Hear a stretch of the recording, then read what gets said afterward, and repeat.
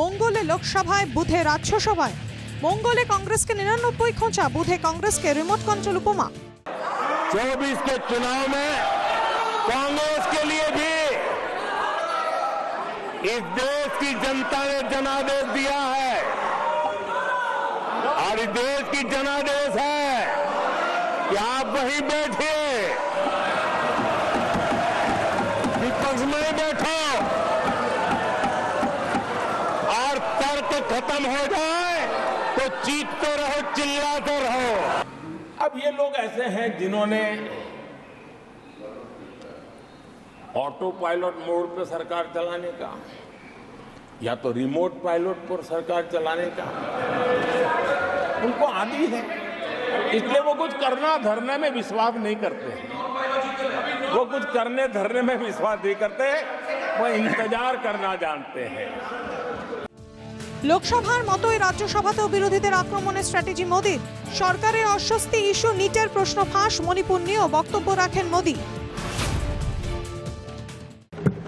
आदरणीय सभापति जी,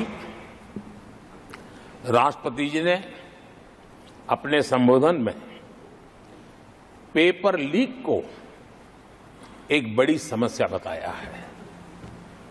मेरी अपेक्षा थी कि सारे दल दलीय राजनीति से ऊपर उठकर इस पर अपनी बात रखते हैं, लेकिन दुर्भाग्य से इतना संवेदनशील महत्वपूर्ण मुद्दा भी, मेरे देश के नौजवानों के भविष्य के साथ जुड़ा मुद्दा भी इन्होंने राजनीति के भेंट चढ़ा दिया।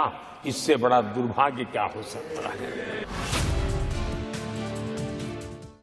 आदरणीय सभापति, केंद्र और राज्य सरकार सभी से बातचीत करके शांति के लिए, सौहार्द रास्ता खोलने के लिए लगातार प्रयास कर रही है। छोटे छोटे इकाइयों को जोड़ करके इन ताने बाने को गूंथना एक बहुत बड़ा काम है और शांतिपूर्ण तरीके से हो रहा है।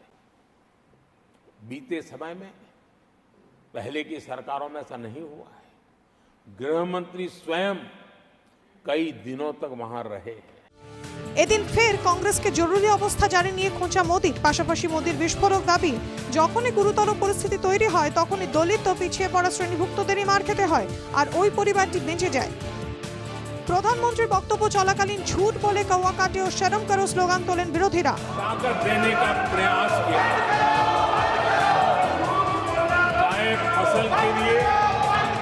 এরপরই রাজ্যসভা থেকে ওয়াকআউট করে বিরোধীরা। মোদির কটাক্ষ, আসলে বিরোধীদের স্লোগান দেওয়া, হল্লা করা ছাড়া আর কিছুই বলার নেই।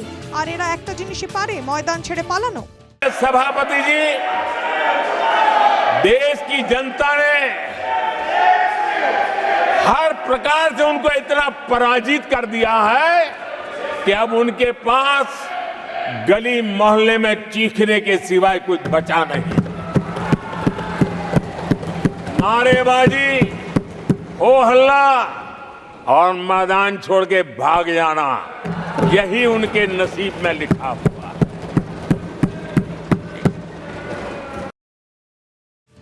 এখানেই শেষ নয়। মোদি এদিন তার বক্তব্যের শুরুতেই কংগ্রেসের 1/3 সরকারের কটাক্ষে জবাব দিতে গিয়ে বলেন, বিরোধীদের মুখে ঘি চিনি পড়ুক। और मैं कहता हूं, वो जो कहते थे उनके मुंह में घी शक्कर। और ये मैं क्यों कह रहा हूं? क्योंकि उन्होंने बार बार ढोल पिटा था 1/3 सरकार। इससे बड़ा सत्य क्या हो सकता है कि हमारे 10 साल हुए हैं, 20 और बाकी है, 1/3 हुआ है।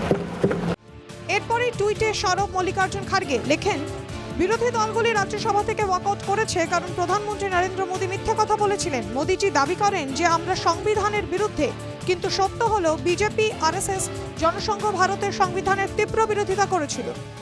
संविधान के लिए बचाने के लिए डंडोरा पीट रहे हैं, ऐसी बात उन्होंने कही। तो हमने ये कहा, देखो संविधान तो आप नहीं बनाए, संविधान के आप विरोधी थे, इसीलिए मैं वो क्लैरिफाई करना चाहता हूं कि कौन संविधान के फार थे कौन संविधान के खिलाफ थे। লোকসভা হোক বা রাজ্যসভা, বিরোধী ঐক্য ও বিরোধী শক্তির তাপ অনুভব করছেন মোদী। এখন দেখার সংসদ শুরুর আগে দেওয়া সহমতে সংসদ চলার প্রতিশ্রুতি কতটা পূরণ করতে পারেন Modi Shahra. Bureau report, NKTV Bangla.